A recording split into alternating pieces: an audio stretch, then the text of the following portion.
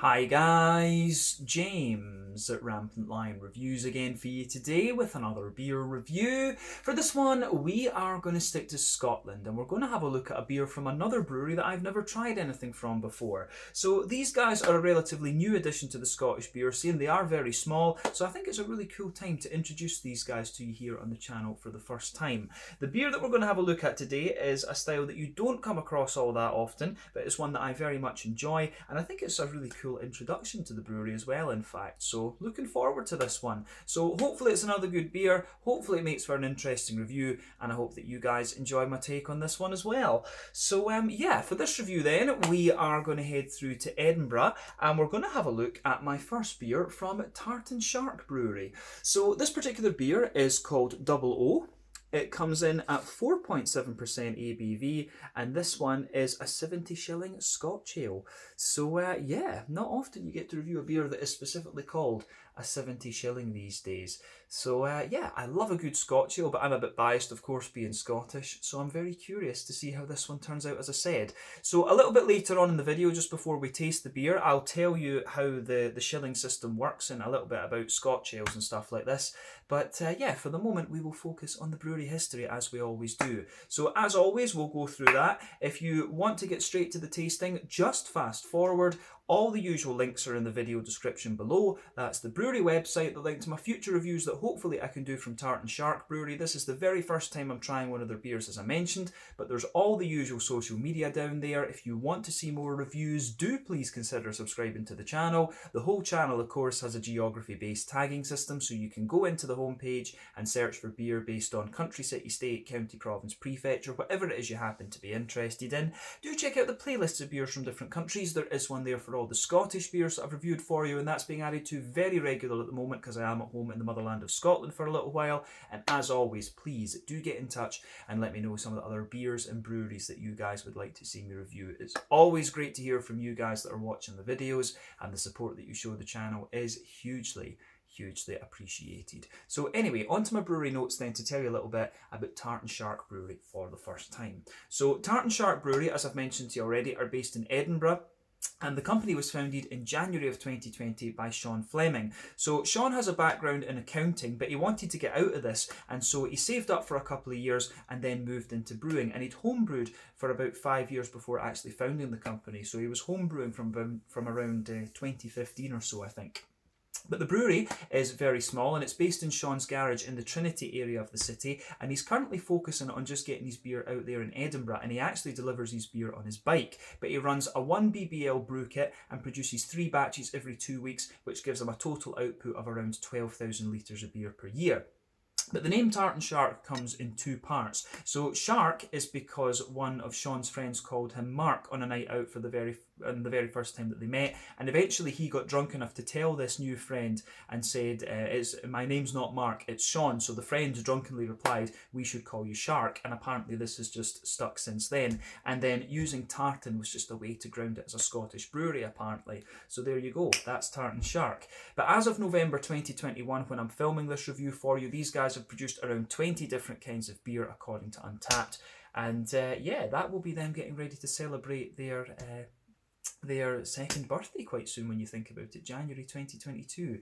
So yeah, that is all I can really tell you about Tartan Brewery for the moment. A big thank you to Sean for replying to my email and giving me all that information that I shared with you there. It's always cool when breweries do that, because you know, to find that amount of information on this brewery would be pretty much impossible, to be honest with you. So yeah, much appreciated to Sean for sharing all that information with me when I sent the email across.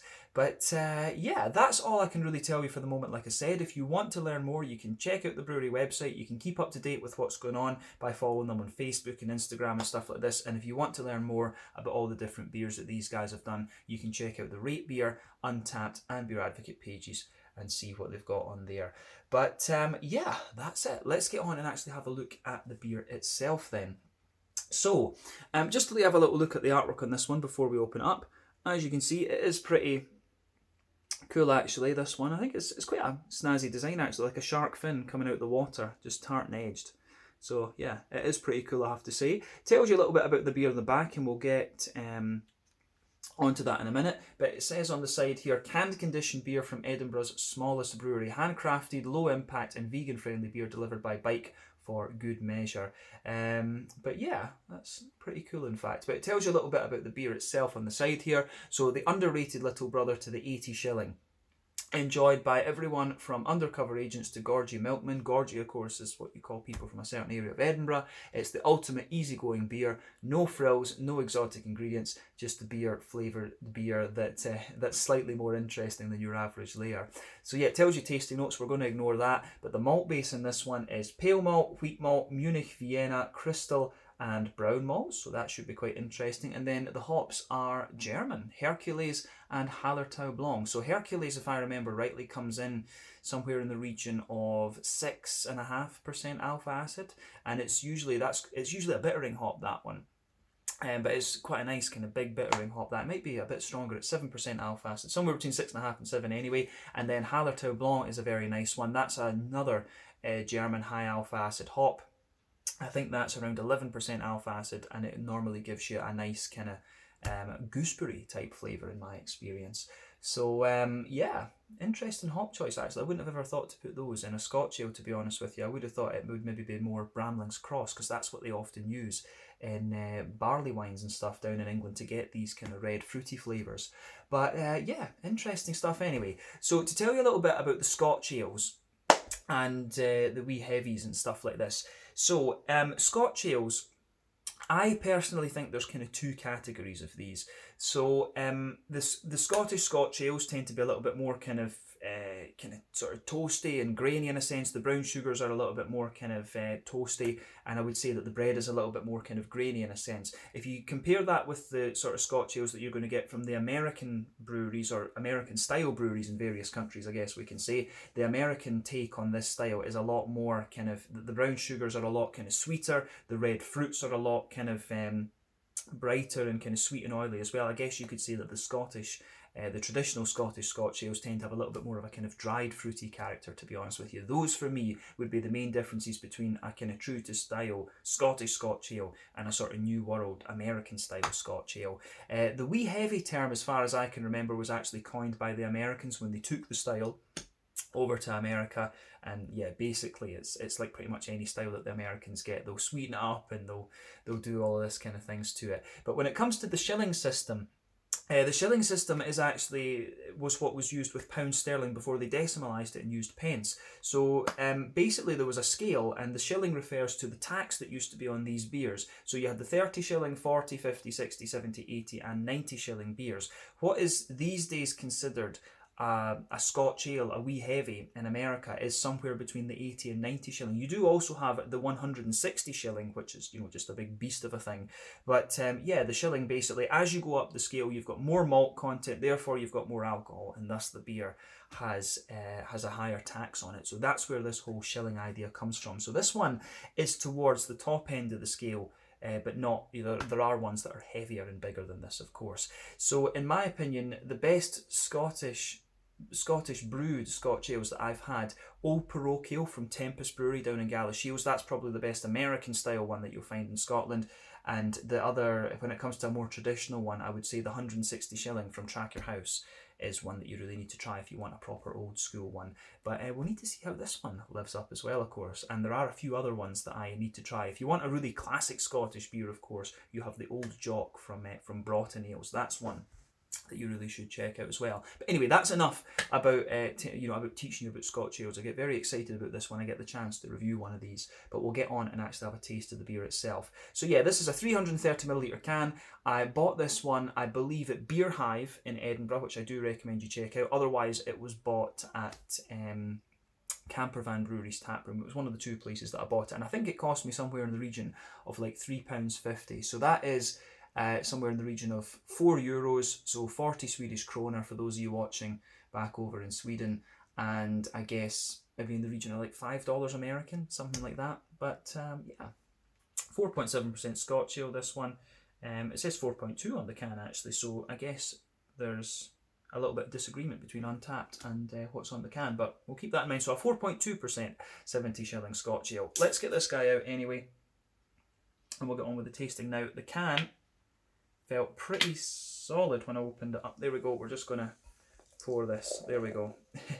Sometimes this happens when it comes to these beers. So we'll just see how this pours, but we might need to pause this and just see how we go on. But I think it might be okay. But the can was pretty much rock solid. I should have said that. But we'll just pour this carefully and see how we go. Should have just opened it up and then told you about the Scotch ales as we were going. That would have been the more sensible thing to do. But anyway, it's pouring okay. We just need to take our time with it. Yeah, we're over the halfway mark quite easily now.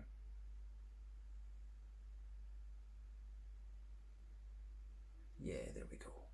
Alright, that wasn't too bad. Yeah, I need to clean up my drum stool after this though, but no worries about that. And there we go, it's nicely lined up. So, anyway, beer's out and into the glass. There you are.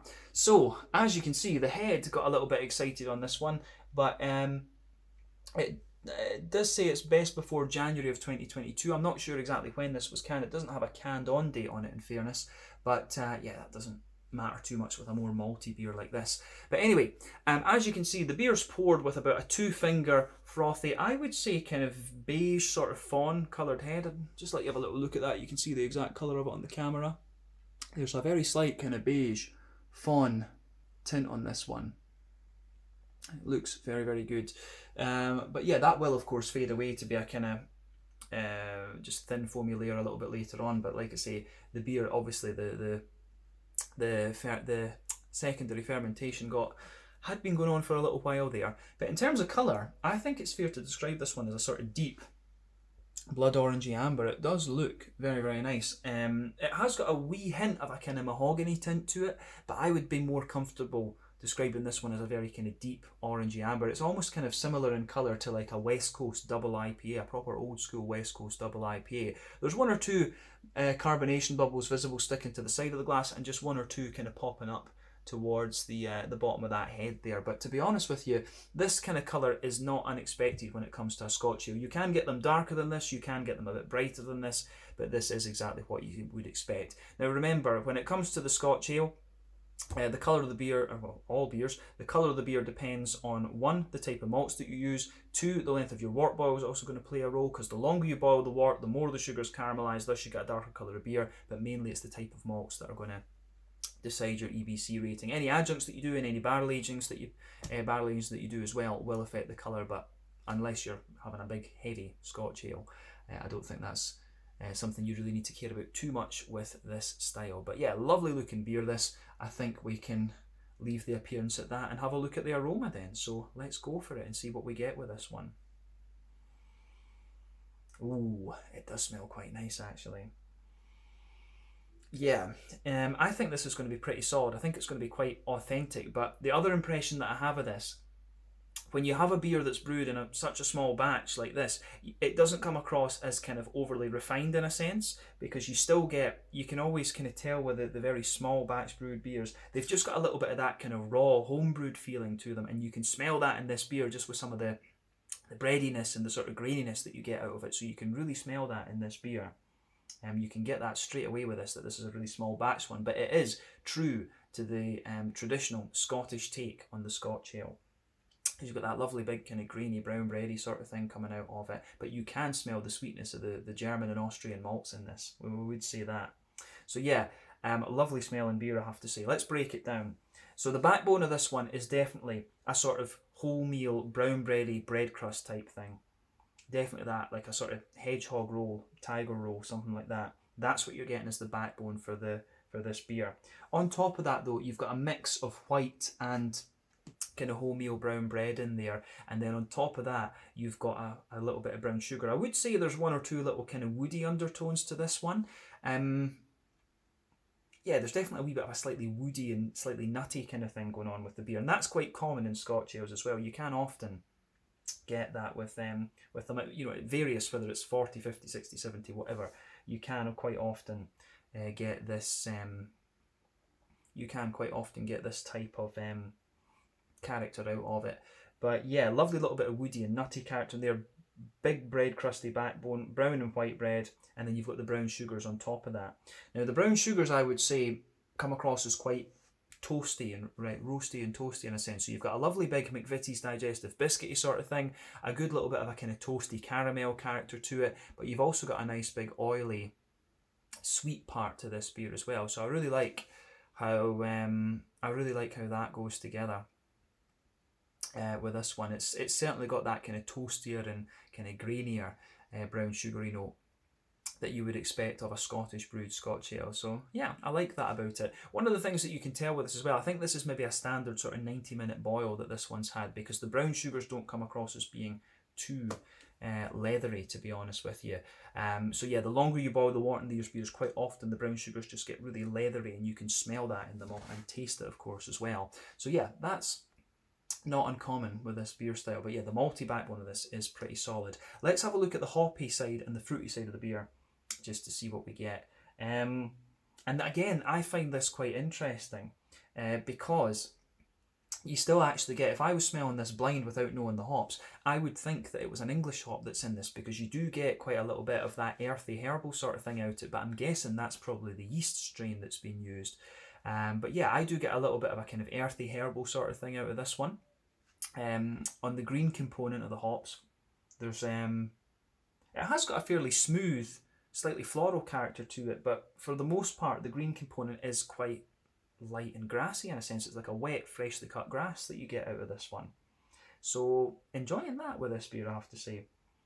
Yeah, so nice freshly cut grass for sure. And then the fruity side of it is really quite interesting, to be honest with you. So I would say you can get that sort of gooseberry thing from the Hallertau Blanc, absolutely. And you have to remember that hops will behave differently depending on what malt bases you mix them with. Simcoe, for example, giving you red fruits when you put it in a black IPA is something, you know, when you think about it compared to the passion fruit it will give you in a West Coast or a New England IPA. So yeah, it's interesting with this because you certainly still get the gooseberry out of the Hallertau Blanc in this, but you've also got some nice red fruity characters in there. There's a little bit of fig for me. I don't know if I'd go quite as far as raisins with this one, but there's definitely a wee bit of that kind of figgy and sultana-y type quality in this one too. Dried white green grapes, for those of you watching abroad. A lot of people ask me what I mean by sultanas, but yeah, for me there is a little bit of a kind of sultana type quality to this one. Definitely a little bit of a juicy fig and a sort of black curranty note as well, but then you've got that big oily gooseberry too. So this is a really interesting beer in terms of its fruity aroma, and it does give you a wee touch of that kind of fruit cakey, fruit loaf type thing as well, which you would expect from a Scotch ale. But I mean, to me, the aroma of that is pretty nice. So yeah, gets a thumbs up. Gets a thumbs up from me in that regard. So as I always say, take a little bit of time to enjoy the aroma of the beer before you get stuck into it. But I think it's about time that we had a taste of this one. So yeah, this is the Double O, a 4.2%, 70 shilling. Apparently I thought it was 4.7 in the beginning, but a 4.2%, 70 shilling Scotch ale from Tartan Brewery in the Trinity area of Edinburgh. Let's get stuck in. Slàinte, skål, cheers.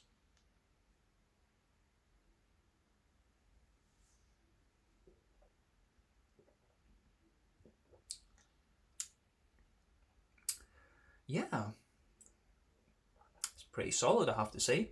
Yeah, I enjoy these. I enjoy these beers. I mean, what I would say about this one, if you put this next to the like of this is a sort of beer that you can compare to the likes of the Old Jock, or you know, the Old Jock from Broughton, or I think maybe the Jacobite Ale, if I remember rightly. Not had that in years, but the Jacobite Ale. Some of the lower ABV stuff that you get from Tracker House. This one wouldn't look out of place next to those. Definitely not. It's solid. It's solidly done. The flavours are true to style. It sticks to it. Yeah, not such a common beer style. So for those of you who are liking, you know, IPAs and stuff like this, it might not be your thing. But in terms of when I try these traditional beers, I always like to rate them in terms of how well they stick to what you should get from the style, and this one does it very well. So thumbs up to Sean and Tartan Shark for this one. I think he's done a solid job of that. So I think I maybe need to try, for my next review, I think I maybe need to try something a bit more American, like, you know, a West Coast or a New England IPA. I can't remember exactly what kind of beers were listed in that Untappd page when I made the notes. But yeah, this one is pretty solid. I've just noticed as well, it says on the side there's orange peel in this, so that's kind of interesting. Wouldn't have thought to put orange peel in a Scotch ale, but yeah, this one is pretty damn solid and it gets a thumbs up from me. So let's break the flavour down for you a little bit more and just describe it a bit more succinctly.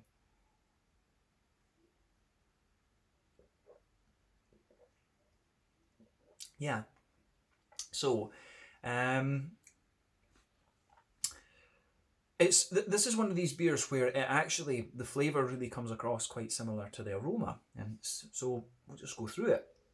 Straight away, across that middle third of your palate then, you can feel that nice kind of bread crusty backbone there. You get a little bit of that grainy backbone there. On top of that, some nice, quite smooth brown wholemeal bread there. And again, you get a little bit more of a drier flavour out of this the further you go into the aftertaste.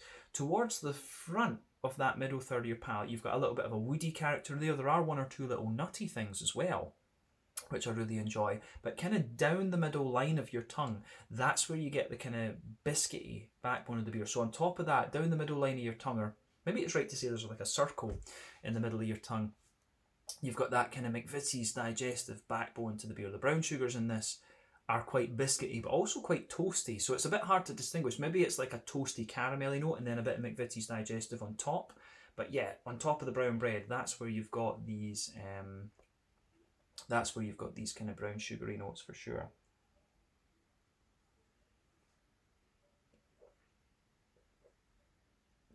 Yeah.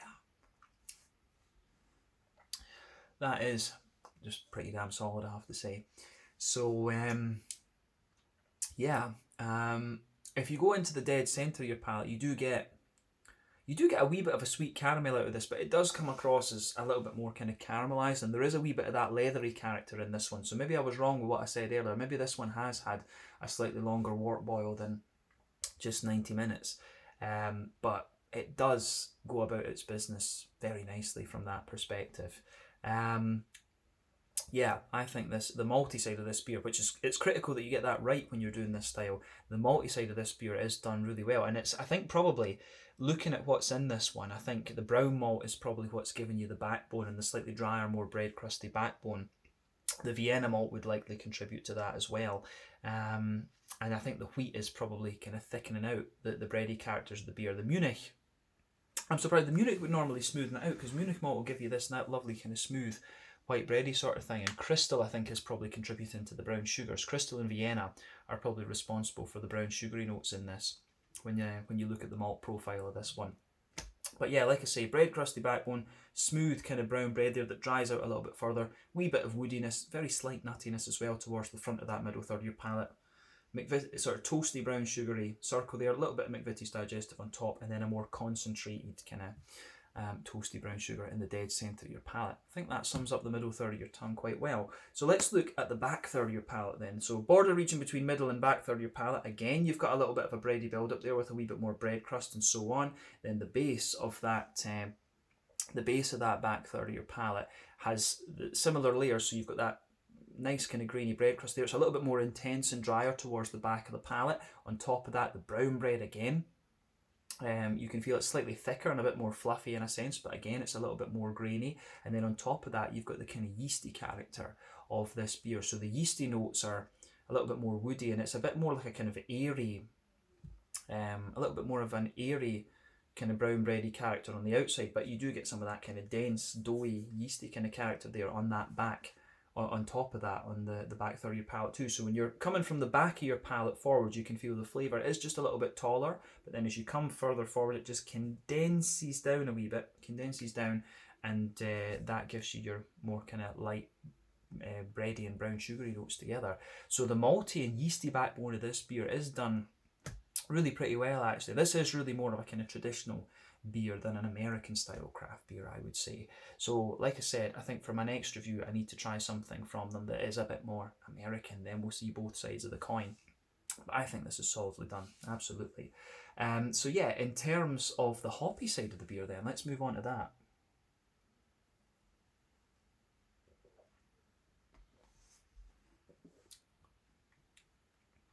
Again, I think it's quite solidly done.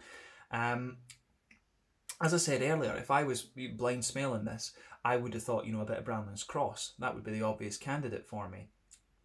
And even, it's a bit strange, if you're using a German hop, you would think maybe Northern Brewer, because that's the red fruity notes that gives you is good for Dunkels and Doppelbocks and stuff like this. Because this beer, to be quite honest with you, it's no a million miles away from a German Dunkel, although this is an ale, that's a lager. But anyway, flavour profile wise, we're talking. So yeah, in terms of the hoppy side of things, then the back corners of the palate, there's definitely a wee bit of earthiness in there, and I think the yeast is contributing to that as well, because the earthiness is a bit more pungent and dry, if you like, compared to what you would get from these German noble hops on their own. But as you move further forward, you get a little bit of a herbal character, and then as you push towards the very kind of front corners of your palate, you can feel a nice smooth floral aromaticity, and it is quite a German noble character. It's quite smooth, but at the same time it's quite bright. Round the front curve of the palate, you can feel the beer is a little bit lighter and grassy, but it's like a wet, freshly cut grass. And again, it's the smoothness, but the brightness that tells you it's a German noble hop. The Czech noble hops tend to be a bit more kind of spicy, and the Slovenian ones are even smoother than the German ones, actually, in my experience. The Styrian Goldings and the Danas and stuff like this. But yeah, green component wise, I think this is pretty damn solid. So yeah, let's focus on the front third of your palate and the fruity side of things.